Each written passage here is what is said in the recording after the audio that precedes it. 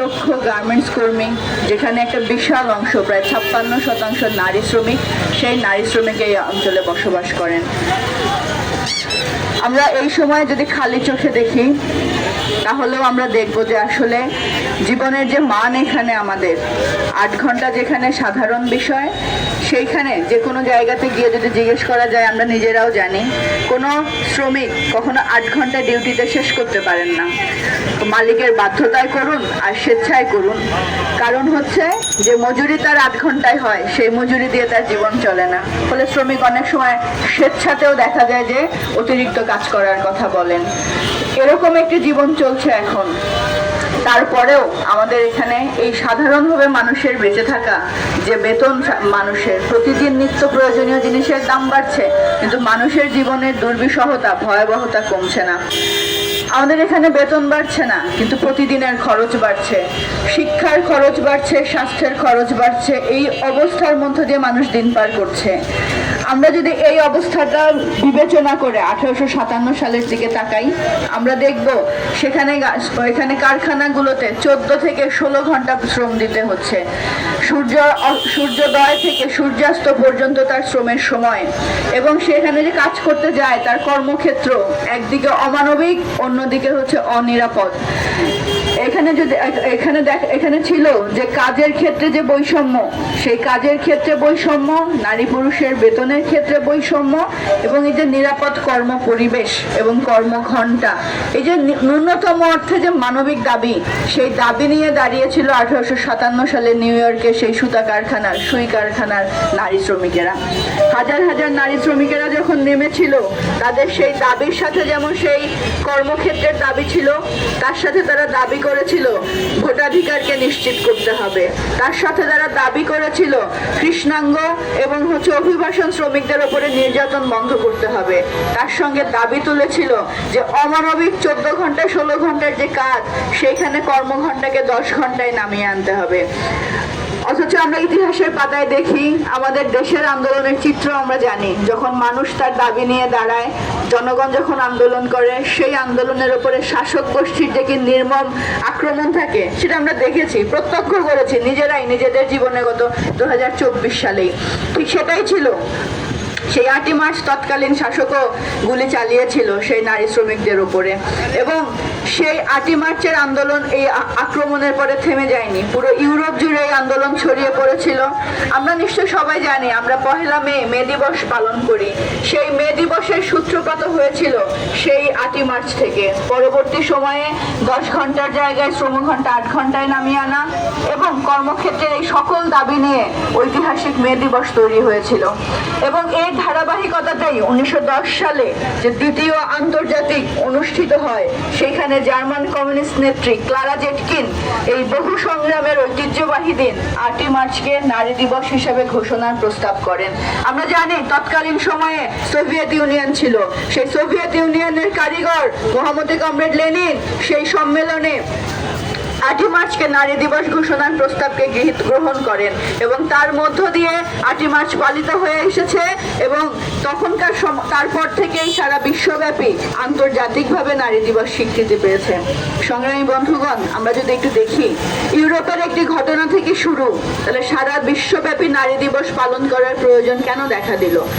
আমরা সারা বিশ্বের কথা বাদ দিই, আমরা যদি বাংলাদেশ দেখি, আমাদের দেশে নারী দিবসের প্রয়োজন কেন দেখা দিয়েছিল?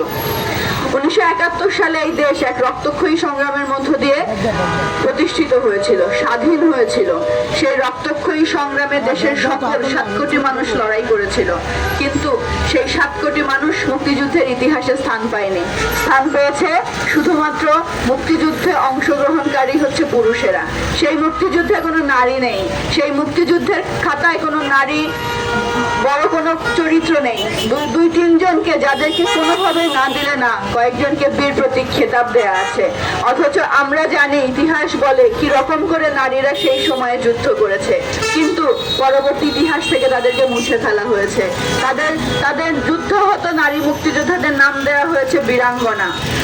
এই কথাটি উল্লেখ করার একমাত্র কারণ, সেই কারণটি হচ্ছে রাষ্ট্র যখন পরিকল্পিতভাবে এরকম আয়োজন করে, তখন আসলে নারীদের অবস্থানটা কি হয়।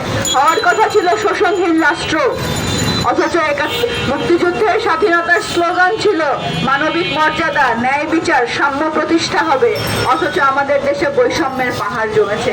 বিগত 54 বছরে এই দেশে বৈষম্যের পাহাড় এমন জায়গায় গিয়েছে যে এইখানে মাত্র 5% মানুষের হাতে কোটি কোটি টাকার সম্পদ, আর বাকি 95% এখানে ধুকে ধুকে মরছে। এবারের নির্বাচনে যদি আপনারা দেখেন, এই নির্বাচনে 175 জন কোটিপতি পার্লামেন্টের সদস্য হয়েছেন। সেই 175 জন কোটিপতি যখন পার্লামেন্টের সদস্য হন, তখন সেই 175 জনকে গিয়ে আপনার আমার সাধারণ মানুষের দাবির কথা বলবেন, নাকি তার ব্যবসায়িক মুনাফার চিন্তা করবেন?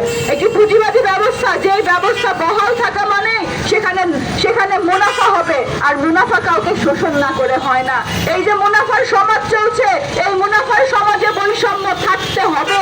এই মুনাফার সমাজে বৈষম্য না থাকলে এই পুঁজিবাদ টিকবে না। সেই বৈষম্য থাকতে হবে ধনী গরিবের বৈষম্য, বৈষম্য থাকতে হবে নারী পুরুষের বৈষম্য, বৈষম্য থাকতে হবে এখানে সকল ক্ষেত্রে। এবং সেই বৈষম্যের চিত্রই আমরা দেখছি। এই 54 বছরে নারীরা আইনগতভাবে সম অধিকার পায়নি। এখানে আমাদের দেশের আইন এখনো নারীর প্রতি বৈষম্য করে যাচ্ছে। আইনে সম্পত্তির সম অধিকার দেওয়া হয়নি, আইনে সন্তানের অভিভাবকত্বে তার সমান মর্যাদা রাখা হয়নি, আইনে তাকে প্রতিনিয়তই সকল জায়গায় ছোট করে রাখা হয়েছে। তাহলে কি স্বাধীন দেশ? সেই স্বাধীন দেশে চূড়ান্ত অর্থে আইনি বৈষম্য চলছে এখানে।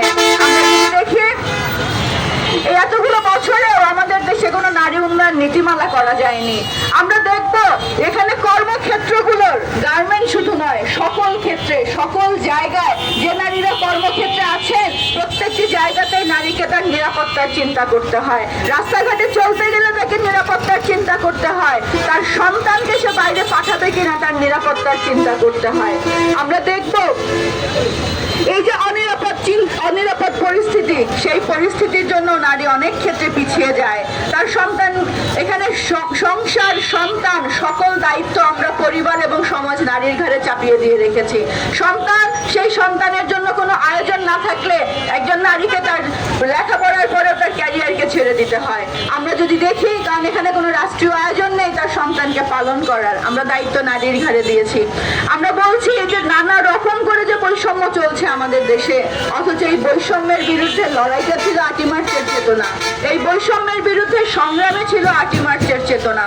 সংগ্রামী বন্ধুগণ, আমরা দেখছি যে আমরা রাষ্ট্রের কথা বলছিলাম, একদিকে এক পুঁজিবাদী রাষ্ট্র যে নারীর শ্রমকে সস্তা শ্রম করে পণ্যে পরিণত করে ফেলেছে, সবচেয়ে কম মজুরি দিয়ে সর্বোচ্চ মুনাফা করার যন্ত্র বানিয়ে ফেলেছে, এবং সে নারীকে ঘরের বাইরে বের করেছে তার ব্যবসায়ের জন্য, নারীকে মর্যাদা দেওয়ার জন্য না, তাকে তার সম্মান বা তার নিরাপত্তা দেওয়ার জন্য না। আরেকদিকে আমরা দেখব এক ধরনের ধর্মীয় আস্ফালন, এই উগ্র সংখ্যাগরিষ্ঠ যে দলগুলো আছে, যারা দেখবেন এই অভ্যুত্থানের পরবর্তী সময়েও, এই যেটা আমরা মুক্তিযুদ্ধের ক্ষেত্রে বলছিলাম নারীদের ভূমিকা, এই 24শে আগস্টেও গণ অভ্যুত্থানে আমরা নারীদের ভূমিকা দেখেছি। অথচ এই বিগত 18 মাসে নারীদেরকে ঘরে ঢোকানোর যত আয়োজন আমরা দেখেছি, সেটা একদম দুর্বিষহভাবে দেখেছি। আমরা এখানে আমরা নির্লজ্জভাবে বলতে শুনেছি যে নারী আপনি ঘরে থাকুন, আপনাকে সম্মান দেওয়া হবে। আমরা বলতে শুনেছি যে যারা কর্মজীবী নারী তারা 5 ঘন্টা শ্রম দিবেন, এবং যারা কর্মের জন্য ঘরের বাইরে বের হন তারা নাকি পতিতার সমান।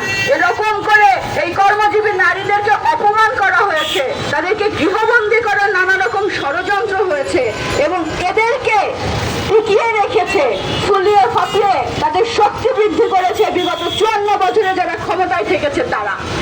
তাহলে এই পুঁজিবাদ একদিকে হচ্ছে তার নারীকে শ্রমের সস্তা পণ্য বানিয়ে রেখেছে, অন্যদিকে এরা এরকম করে নারীকে ভোগ্যবস্তু করে ঘরের মধ্যে রাখার জন্য লড়াই চেষ্টা করছে। এবং এই সবই এই পুঁজিবাদী ব্যবস্থার বৈশিষ্ট্য। যতদিন পর্যন্ত একটি রাষ্ট্র এরকম ব্যবস্থায় চলবে, সেই রাষ্ট্রে কখনো নারীর বৈষম্য দূর হতে পারে না, তার সম্মানও প্রতিষ্ঠিত হতে পারে না, তার নিরাপত্তাও নিশ্চিত হতে পারে না। এবং যার ফলাফল আমরা দেখছি, বাংলাদেশের একটা বড় সময় এই দেশের নারীরা সর্বোচ্চ দায়িত্বে থেকেছে, কিন্তু এখানে নারীদের কোনো প্রকার কোনো উন্নয়ন না, কোনো প্রকার কোনো নিরাপত্তা এখানে নিশ্চিত করা যায়নি। আপনারা শুনেছেন এখানে বক্তারা বলেছেন কি রকম করে, কত রকম করে এখানে নিপীড়ন হয়। ফলে আমরা বলতে চাই একটি ব্যবস্থা খুব গুরুত্বপূর্ণ। দেখুন, সেই 8ই মার্চের যে ঘোষণা নারী দিবস, সেটাকে স্বীকৃতি দিয়েছিল সোভিয়েত ইউনিয়ন, সেই সমাজতান্ত্রিক রাষ্ট্র, যেই সমাজতান্ত্রিক রাষ্ট্র ঘোষণা করেছিল তার দেশে কোনো তার দেশে কোনো বেকার নয়, তার দেশে কোনো পতিতা নয়। অর্থাৎ মানুষকে, নারীকে মানুষ হিসেবে মর্যাদা দিয়ে মানুষের মতো করে জীবন নিশ্চিত করেছিল, সেই রাষ্ট্রের পক্ষেই সম্ভব হয়েছিল। এবং আরো যে দু একটি সমাজতান্ত্রিক রাষ্ট্র আছে তারাও এটি সম্ভব করে দেখিয়েছে। অর্থাৎ পুঁজিবাদ কখনোই কোনো ক্ষেত্রেই কোনোভাবে নারীকে সেই সম্মানের জায়গায় প্রতিষ্ঠিত করতে পারে না। তাই সমাজতান্ত্রিক মহিলা ফোরাম মনে করে এবং সমাজতান্ত্রিক মহিলা ফোরাম সেই লড়াই করছে, যতক্ষণ পর্যন্ত এই সমাজতন্ত্রের লড়াই, একটি সমাজতান্ত্রিক বাংলাদেশ সমাজতান্ত্রিক রাষ্ট্র প্রতিষ্ঠা করা না যাবে, ততক্ষণ পর্যন্ত নারীর প্রতি এই নিপীড়ন এবং এই বৈষম্যকে দূর করা সম্ভব নয়। সমাজতান্ত্রিক মহিলা ফোরাম সেই লড়াই লড়ছে, সেই লড়াই আপনাদের সকলকে আহ্বান জানাচ্ছে। আরো একবার 8ই মার্চের সেই সংগ্রামী নারীদের প্রতি আমি শ্রদ্ধা জানাই, সম্মান জানিয়ে আমার বক্তব্য শেষ করছি। সকলকে ধন্যবাদ।